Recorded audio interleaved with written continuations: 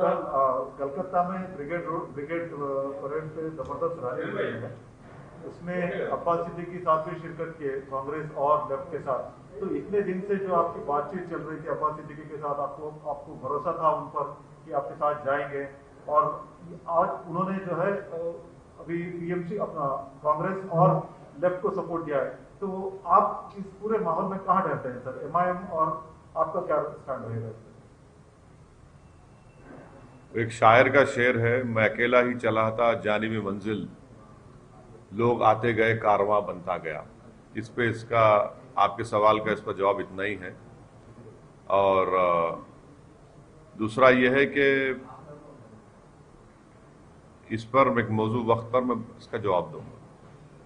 अच्छा, तो कल लेकिन आपकी क्या बातचीत चल रही है अब्बास सिद्दीकी के साथ? क्या हो रहा है वहाँ पे? बताऊंगा आपको, तफसील से बताऊंगा थोड़ा सही वक्त। मीडिया रिपोर्ट्स ये हैं कि अब्बास सिद्दीकी जो कांग्रेस और लेफ्ट के साथ गए, कहीं ना कहीं बीजेपी को हेल्प करेगा ये। देखिए, मैं किसी का तर्जुमान नहीं हूं, वो काबिल लोग हैं, वो इस सवाल का जवाब वो दे सकते हैं। सर, मतलब आपका राय क्या है? मतलब आप क्या सोच रहे थे? पहले तो आपकी बातचीत चल रही थी, अभी अब्बास सिद्दीकी साहब आपको सपोर्ट कर रहे थे पहले। नहीं, अब तो सब आपके सामने हर चीज है, तो ये सवाल करना ये बेमाने है। आप तो देख चुके हैं सब। तो जहां तक मुझे कुछ कहना है इस बारे में, मैं एक अप्रोप्रिएट टाइम पर उसे बताऊंगा। Sir, prime minister Narendra Modi ने आज वैक्सीन लिया है, पहला वैक्सीन। हाँ बोलिए, हाँ बोलिए। उस पे आपका क्या कहना है? देखिए, देश में सबको कोरोना वायरस से बचने के लिए वैक्सीन लेना जरूरी है, और चाहे वो कोविशील्ड हो या कोई वैक्सीन कोवैक्सीन हो। प्रधानमंत्री ने लिया और लेकर देश को ये बताया कि सबको वैक्सीन लेना है। मेरा मोदी सरकार से एक सवाल है कि जर्मनी की सरकार ने यह कहा है कि जो कोविशील्ड है, जिसको ऑक्सफर्ड एस्ट्राजेनेका बनाती है और जिसका इख्तियार उन्होंने यहां पर सीरम को दिया है, तो जर्मनी में और उनका जो पब्लिश डेटा है वैक्सीन साइट पर एस्ट्राजेनेका का, वो ये कहता है कि वो वैक्सीन 18 से 64 इयर्स के लोगों के लिए अच्छा है। 64 के ऊपर जो लोगों के लिए उतना इफेक्टिव नहीं है। तो हम मोदी सरकार से पूछना चाहते हैं, क्या ये बात सच है कि एस्ट्राजेनेका का जो कोविशील्ड वैक्सीन है, जर्मन सरकार ये कह रही है कि 18 और 64 इयर्स के लिए अच्छा है, उसके ऊपर के लोगों के लिए इफेक्टिव नहीं है। और आज इत्तेफाक भी यह है कि वजीर आजम ने कोवैक्सीन लिया है। मैं इस बात को मानता हूं कि सबको, देश में सबको लेना पड़ेगा, ये वैक्सीन लेना पड़ेगा, मगर सरकार से हम ये इस बात का मुतालबा करते हैं कि जरा इसका ये जो कंफ्यूजन है, इस पर थोड़ा इस कंफ्यूजन को दूर कर दे। अब वैक्सीन तो लेना है, और मैं उम्मीद करता हूं कि हर गरीब आवाम तक ये वैक्सीन सरकार उनको पहुंचाएगी। और क्योंकि आज भी लोगों की मौत हो रही है, जनता परेशान है, खास तौर से भारत के 3-4 स्टेट्स में फिर से थोड़ा केसेस बढ़े हैं। इस पर मुझे इतना ही कहना। सर, बंगाल वाले थे, क्या आप जो मौजूदा अभी आप प्रयास कर रहे थे, आप बातचीत कर रहे थे, जो मौजूदा सिचुएशन हुई है, उससे क्या आप थोड़ा सा डिसअपॉइंट हुए हैं? नहीं, देखिए, मैं कभी भी नाउम्मीद नहीं होता हूं, और हमेशा मैं उम्मीद रखता हूं अल्लाह से, और एक पॉजिटिव आउटलुक रखना चाहिए। नाउम्मीदी क्यों होना चाहिए? नाउम्मीद होने की जरूरत ही नहीं है। उम्मीद पे दुनिया कायम है, कोशिश करते रहेंगे, ऐसा कोई बात ही नहीं है। सर, मतलब देखिए, उनका स्टेटमेंट तो पब्लिक डोमेन में है। अभी उनके अंकल का भी स्टेटमेंट आया है कि असद साहब को कोई जगह नहीं है वेस्ट बंगाल में बोल के। मतलब सर, इस पूरे मुद्दे को आप कैसे देखते हैं? अभी ये नया स्टेटमेंट में क्या बोलेंगे आप, और अब्बास सिद्दीकी साहब के स्टेटमेंट में आप क्या बोलना चाहते हैं? नहीं, मैं तो उनके अंकल कौन है, क्या नाम है उनके अंकल का, कुछ तो हाँ सर, क्या बोल के, मतलब वो लोग कह रहे हैं कि वो कौन सी पार्टी में है वो? वही पार्टी में और उनके फिरजादा थोड़ा सा नहीं, वो कौन सी पार्टी में, वो टीएमसी के है वो? ISF के पार्टी के ही है। नहीं, वो टीएमसी के हैं, तो वहां से TMC के हैं। हाँ, वो टीएमसी के हैं, तो टीएमसी तो बोलेंगे ना। तो कहीं ना कहीं डिच हो गया है, कहीं ना कहीं क्या? डिच कर दी है वो अब्बास सिद्दीकी MIM। अरे क्या ये डिच विच का कहाँ है भाई, कोई डिच विच नहीं है, कोई बात ही नहीं है इस बारे में। सही वक्त पर बोलूंगा, तफसील बताऊंगा पूरी। सही, आप नाराज होंगे सर, इतना मेहनत किए, इतना भरोसा किया अब्बास सिद्दीकी पे। अरे नाराज क्या है, देखिए हम गुजरात गए, गुजरात में हम सिर्फ मेहनत किए, वहां पर हमारे 7 कॉरपोरेटर अहमदाबाद में जीते। अब हमको उम्मीद है कि इंशाअल्लाह ताला भरूच से, गोधरा से, मोडासा से भी हमारे कैंडिडेट्स कामयाब होंगे। हमारा काम चल रहा है, आगे बढ़ेंगे। अब आज हम मीटिंग लेने वाले हैं राजस्थान के बारे में, राजस्थान में पार्टी को इस्टेब्लिश करने का, वो भी करेंगे, बात करेंगे। उत्तर प्रदेश के चुनाव के लिए हम मेहनत कर रहे हैं। मैं 14 इस महीने में उतरौला जाऊंगा, मैं, राजभर साहब, शिवपाल साहब से मेरी बातचीत होने वाली है। तो ये हमारा काम चल रहा है, रुकने वाला काम क्या है हमारा। फिर हम गुलबर्गा में हम अपने एक असेंबली कैंडिडेट का, इलियास बागवान साहब का अनाउंसमेंट कर चुके हैं। तो हमारा काम चल रहा है। चौथर वेस्ट बंगाल कब जाएंगे सर, अभी ये पूरे परिस्थिति में? बिल्कुल जाएंगे, आप फिक्र मत करिए, बताएंगे आपको तफसील से, बंगाल के ऊपर आपको बताएंगे। सर, आपके दोस्त राहुल गांधी ने पीएम मोदी की तुलना अंग्रेजों से की। अरे भाई, मेरा तो कोई दोस्त ही नहीं है, मैं तो लैला हूँ, बहुत चाहने वाले हैं।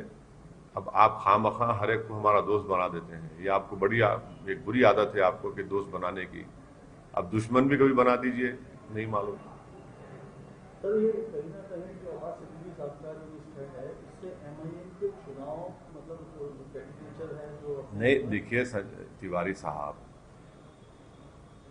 जल्द से जल्द एक सही वक्त पर तफसील आपको बताएंगे। सर मतलब आपके स्टेटमेंट से ये समझ सकते हैं कि आप सोलो लड़ने वाले वहां पे, या फिर अरे आपको जो समझना है आप समझ लो, मेरे जो समझ में हो, मेरे दिमाग में मैं बताऊंगा आपको बात। आपने कहा मैं अकेला ही चलाता था, अकेले ही हाँ, मैं अकेला ही चला था जानी पे मंजिल, इसका मतलब आप आए, लोग आते गए, कारवां बनता गया। तो कोई लोग आ रहे हैं बंगाल में या अकेले ही चलना है? मैं अकेले, एकला चलो तो वहीं से निकला ना। तो अगला चलो का नारा जो हाँ, बराबर है, बताएंगे आप। सर मैं बोली मैडम आप। सर, जो वैक्सीन आज मोदी जी ने लिए, कोवैक्सीन, और उस पे पॉलिटिक्स भी स्टार्ट हो गई है। ऑपोजिशन कह रहा है कि मोदी जी ने वैक्सीन क्यों ली, तो आपका नहीं, आप भी वैक्सीन लेंगे फिर? क्यों नहीं लेंगे, क्यों नहीं लेंगे? मैं तो सबसे मैं तो पहले से कह रहा हूं कि ये वैक्सीन को आप वो कर दो, सरकार को देना चाहिए। तो जो पॉलिटिक्स कर रहे हैं उस पे मैं ये कह रहा हूं कि वो वैक्सीन हर एक को लेना है जिसका स्टेज 3 के पूरे ट्रायल्स हो चुके हैं, और ये वैक्सीन जरूरी है हम तमाम के लिए, अपनी जान को बचाने के लिए, और खास तौर से जो एल्डरली स्टेट्समैन है ओवर 65 ईयर्स, जिसको हम उर्दू में कहते हैं हमारे बुजुर्ग, उन बुजुर्गों की जान बचाना जरूरी है, क्योंकि एज के लिहाज से कोमॉर्बिडिटी हो सकती है उनको, एज के लिहाज से उनको ये वायरस उन पर अटैक कर सकता है, तो उन पे खतरा है। तो जितने बुजुर्ग हैं 65 साल के ऊपर के, पहले उनको लेना चाहिए, और अच्छी चीज है, बिल्कुल लेना चाहिए। मतलब सर वैक्सीनेशन जैब को, ड्राइव को आप पॉलिटिसाइज कर रहे हैं, मतलब मैं क्या कर रहा हूँ पॉलिटिसाइज, मैं तो बोल रहा हूँ ना। बुजुर्ग से ताल्लुक आपका प्रधानमंत्री? नहीं भाई, उर्दू में जो ज़ईफ लोग होते हैं उनको बुजुर्ग कहते हैं, तो बुजुर्ग लोगों को लेना जरूरी है, बहुत जरूरी है। बुजुर्गों को इम्यूनिटी लेवल कम होता है ना उनका, बल्कि पूरे देश की 137 करोड़ जनता को, जिसमें अगर 18 साल से कम उम्र वालों निकाल देंगे तो उन सबको दिलाना पड़ेगा। बहुत अच्छी चीज है, मैं तो एनकरेज करूंगा लेने के लिए। मतलब उसी टाइप के आप सवाल भी उठा रहे हैं? हाँ, मैं आपको सवाल ये, मैं सरकार से सवाल उठा रहा हूं कि इंग्लिश मीडिया के टाइम्स ऑफ इंडिया की रिपोर्ट है, आप ही का सिस्टर ऑर्गेनाइजेशन है, जिसके लिए आप काम करते हैं, जिससे आपको तनख्वाह मिलती है।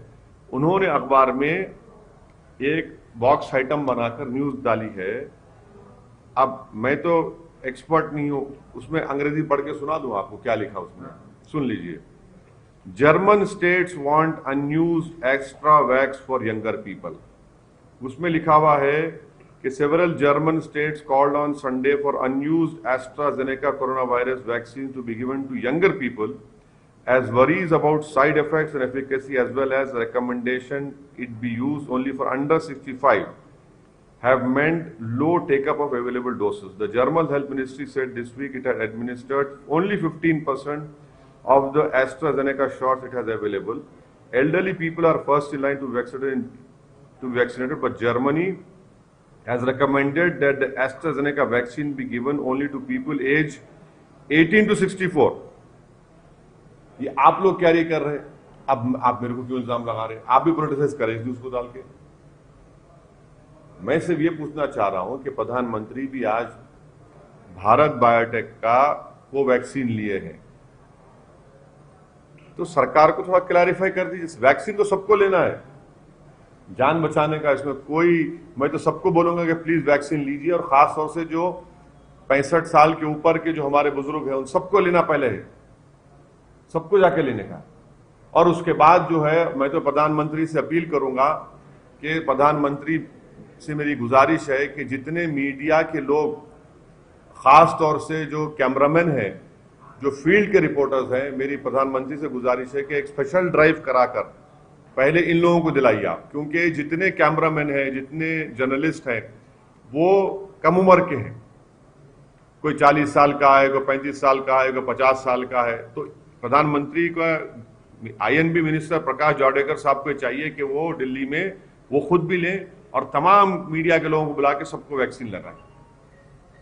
सर, जैसे अब लेफ्ट कांग्रेस के साथ अब्बास सिद्दीकी चले गए, क्या ममता के साथ कोई संभावना अभी भी ऐसी गुंजाइश आप समझते हैं कि बन सकती है? क्या इस दिशा में भी कोई काम करने के लिए चल रहा है या फिर चल सकता है? ऐसा लगता है तिवारी साहब आप टीएमसी के लोगों से टच में हैं। चलिए सर, ओके, थैंक यू।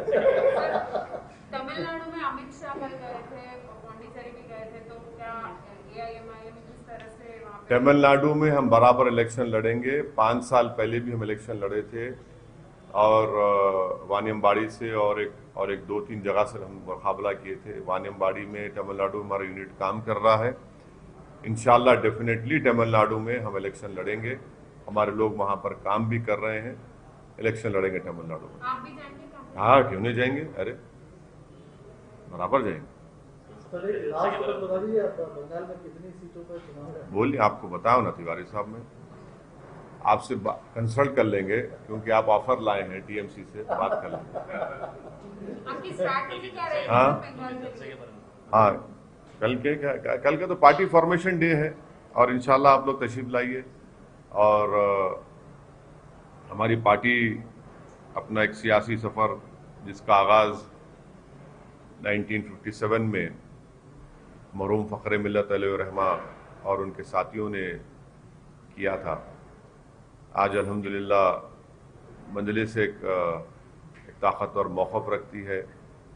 और जो हमारे बुज़ुर्गों ने जो कुर्बानियाँ दी, जो खून पसीना बहाया, जेल की सोबतें और मसाइब और मुश्किलात का सामना किया, आज उन्हीं की कुर्बानी और मेहनत की वजह से आज मजलिस इस मुकाम को पहुंची है। तो यकीनन हम उन तमाम हमारे मरहूम क़ायदीन को, हमारे जो जिम्मेदारान जो आज इस दुनिया में नहीं, उन सबको खराज अक़ीदत पेश करेंगे, उनको याद करेंगे, ताकि उन तमाम लोगों की मेहनत, कुर्बानी और उनके जो उम्मीदें थी, हम उसको पूरा कर सकें। और उसका तरीक़ा एक ही है कि हम लोग और ज़्यादा मेहनत करें, इखलास पैदा करें, और मजलिस के पैगाम को आवाम तक लेकर जाएं, और ख़ास तौर से गरीब आवाम के दरमियान में रहकर उनके इंसाफ का, उनके हुकूक़ का मुतालबा करें और उस पर अमल भी करें। तो कल इंशाअल्लाह ताला दारुसलाम में सुबह 10:30 बजे पहले परचम कशाई होगी और परचम कशाई के बाद एक जलसा होगा। और हमारी पार्टी के लिए कल का दिन 2 मार्च एक बड़ा अहम और तारीखी दिन है और हम तमाम मजलिस के जिम्मेदारों के लिए एक फ़ख्र का दिन भी है।